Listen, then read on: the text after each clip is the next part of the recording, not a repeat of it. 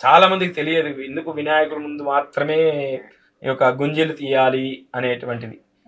దీనికి వినాయకోత్పత్తి ద్వారా వినాయక చతుర్థి రోజు మనం ఈ యొక్క కథ చెప్పుకుంటాము.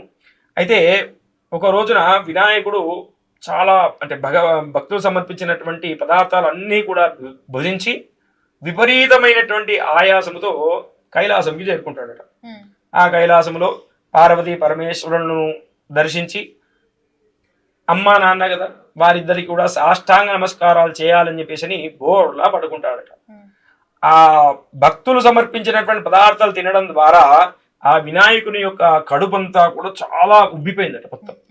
ఆ ఉబ్బిపోయినటువంటి కడుపుతోటి వెంటనే సాష్టాంగ నమస్కారం చేసిన ద్వారా ఇలా బోర్లా పడుకున్నప్పుడు కాళ్ళు పైకి లేచాయట. లేద్దామని చెప్పేసి అనుకుంటే ఇలా అంటే లేవలేక కాళ్ళు మాత్రమే భూమిగా అక్కడ కింద అని చేతులు మొత్తం పైకి లేచాయట. అది చూసినటువంటి అక్కడ చంద్రుడు పకపక నవ్వాడట. ఎందుకు అనంటే ఆయన పడుకున్నప్పుడు ఇలా బాల్ లాగా up down up down up down అవుతా ఉన్నాడు. అది చూసినటువంటి ఆ చర్య చూసినటువంటి చంద్రుడు విపరీతముగా నవ్వినాడట. నవ్వి ఆయన మేనమామ వరస అయ్యేటువంటి విష్ణుమూర్తి యొక్క చక్రాన్ని మింగేస్తాడు. అది మింగడం ద్వారా విష్ణుమూర్తి ఆయన చేతిలో ఉండేది సుదర్శన చక్రం. ఆ సుదర్శన చక్రం లేకుంటే ఆ ఉన్నటువంటి నెగిటివ్ ఎనర్జీని ఎలా పాలదొలుతాడు? ఎక్కడైనా దుష్ట శిక్షణ చేయాలి అంటే సుదర్శన చక్రాన్ని ప్రయోగిస్తాడు. ఆ దుష్ట శిక్షణ చేద్దామంటే సుదర్శన చక్రాన్ని ఏమో వినాయకుడు మింగేసినాడు. అది ఎలా తీయాలి అని చెప్పేసి ఎంత బ్రతిమిలాడినా కూడా ఆ వినాయకుడు ఇవ్వలేదట.